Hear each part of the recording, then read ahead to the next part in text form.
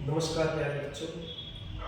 आज हम कक्षा 10वीं में संस्कृत का जो हमारा एक चैप्टर है समय लेखन। समय लेखन 10वीं कक्षा में सीबीएसई बोर्ड में और हरियाणा बोर्ड में दोनों में ये 4 नंबर के क्वेश्चन आते हैं इसमें से, और बहुत ही इजी है, बहुत आसान है। ट्रिक्स है, इसके लिए आपको सिर्फ 2-3 चीज़ों पे ध्यान देना है और आपके 4 नंबर पक्के हो जाएंगे। समय लेखना अर्थात हमें समय के बारे में बताना है कि जो समय संस्कृत में हम लिखते हैं वो कैसे रहेगा। इसके लिए आपको सिर्फ 3-4 चीजों पे ध्यान देना है। जैसे आपको अंकानाम स्थाने शब्देषु समय लेखना है केचन निर्देशाधीन। अब कुछ अंक आएंगे, जैसे अंकों में 10 बजे, 11 बजे, 12 बजे, आपको उनको संस्कृत में आपने लिखना है। और इसके लिए आपको जैसे 15 मिनट के लिए, 30 मिनट के लिए, 45 मिनट के लिए और पूरे 60 मिनट के लिए 5 क्वेश्चन में से 4 क्वेश्चन आएंगे और आपको उनमें से ही वो करने हैं, संस्कृत में लिखने हैं। तो सबसे पहले जैसे हम यदि कोई जैसे कुछ समय कितने बजे हैं, 10 बजे हैं, 10 वादनम, जैसे इसमें कुछ एग्जांपल दिए गए हैं। यहाँ पे समय है 1 o'clock, अर्थात 1 मतलब संस्कृत में क्या रहेगा, एक को हम एक, और o'clock जो जब कोई समय पूरा हो रहता है उसको वादनम बोलेंगे हम संस्कृत में, वादनम। 1 बजे है तो एक वादनम, 2 बजे है द्विवादनम, 3 बजे है तो यहाँ पे त्रिवादनम, यदि 4 बजे है चतुर्वादनम, 5 बजे है तो पंचवादनम, 6 बजे है षडवादनम और 7 बजे को सप्तवादनम, और 8 बजे है तो अष्टवादनम, 9 बजे है तो नववादनम, 10 बजे है तो दसवादनम, और 11 को एकादशवादनम और 12 को द्वादशवादनम। तो बच्चों इसमें आपको 4 नंबर पक्के करने के लिए सिर्फ 1 से लेकर 12 तक की संख्याएं, जो हम अंक होते हैं 12 तक अंक, उनको आपको संस्कृत में याद करना है। 12 तक संख्याएं मतलब 12 तक संस्कृत में गिनतियां याद करनी है। आपके समय वादनम में 4 नंबर पक्के हो जाएंगे। क्या है समय, क्या समय हुआ है, यहाँ पे आप देख सकते हैं। जो यहाँ पे आपको एक घड़ी दिखाई दे रही है, दीवार घड़ी, तो इसमें ये देखो यहाँ पे आया है कह समय। आप जब टाइम में आप घर पे भी देखते हो, इसमें 1 सुई नोट है और 12 मिनटों वाली, तो ये क्या हो गया, 9 बज गए, तो इसको हम संस्कृत में बोलेंगे नववादनम। ऐसे ही यहाँ पे इसमें 4 बजे हुए हैं, तो यहाँ पे क्या समय हुआ है, 4 को चतुर, तो यहाँ पे आएगा चतुर्वादनम। यहाँ पे 10 बजे हुए हैं इसमें, तो यहाँ पे क्या समय रहेगा, ये हो गया दशवादनम। तो यहाँ पे इसके अलावा कुछ और एग्जांपल दिए गए हैं इसमें। जैसे यदि 15 मिनट रहे, भाई आपको वादनम का तो पता लग गया, पूरा टाइम होता है 1 2 3 4 5, मतलब 1 से लेकर 12 तक आपको संख्याएं याद करनी है, और संख्या लिख के बाद में वादनम लिख दो। उसके अलावा यहाँ पे क्वार्टर पास्ट होता है, जो 15 मिनट बोलते हैं, जिसको हम जैसे 1:15, 2:15, 3 मतलब 1:15, 1:15, 2:15, 3:15, तो इसके लिए हम जो संस्कृत में एक शब्द आता है, ये रहता है स्पाद बोलते हैं इसको। जैसे 15 मिनट के लिए इसको हम उपयोग करेंगे स्पाद, सपाद।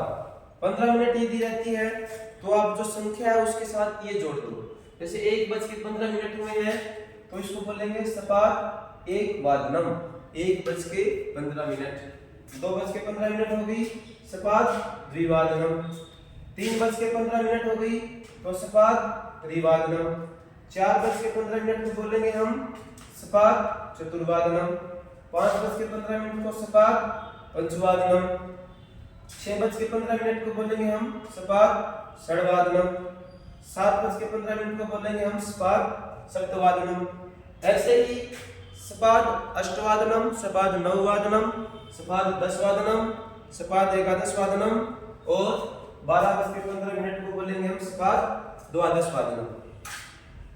जैसे अब यहाँ पे इसके एग्जांपल दिए गए हैं, यहाँ पे आप देख रहे हैं घड़ी में 5:15 हुए हैं, तो 5 का सपाद का 15 मिनट के लिए सपाद और 5 के लिए पंच, सपाद पंच वादनम। यहाँ पे आप देख रहे हैं 9:15 हुए हैं, सपाद 9 वादनम। तो इस प्रकार आप इसमें ऐसे ही जितने भी एग्जाम्पल रहेंगे आपके सभी ऐसे करेंगे। इसके अलावा अब आते हैं हम 30 मिनट पे।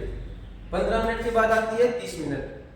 30 मिनट के लिए जो जैसे सवा 15 मिनट के लिए आया था सपाद, और ऐसे ही 30 मिनट के लिए एक शब्द आता है सार्ध, इसको बोलते हैं सार्ध।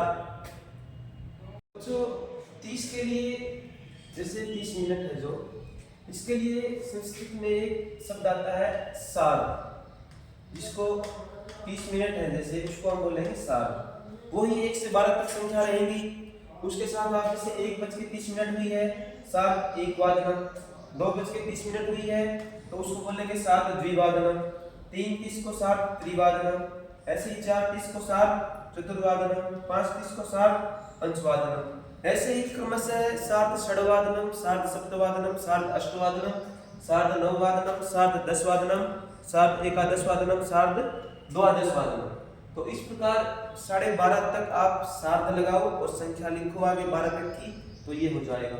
ऐसे इसमें ये एग्जांपल दिए गए हैं, जैसे यहाँ पे 5:30 हुई है तो इसको बोलेंगे हम सार्ध पंचवादनम, 6:30 को बोलेंगे सार्ध षड्वादनम। अब 15 मिनट, 30 मिनट और उसके बाद आता है 45 मिनट, 45 मिनट्स। इसके लिए संस्कृत में जैसे 15 मिनट के लिए आया था स्पाद और 30 के लिए सार्ध, ऐसे ही 45 मिनट है जो 45 मिनट है, इसके लिए संस्कृत में होता है पादोन। पादोन का मतलब होता है 45 मिनट हो गई हैं। जैसे 1:45 तो पादोन द्विवादनम।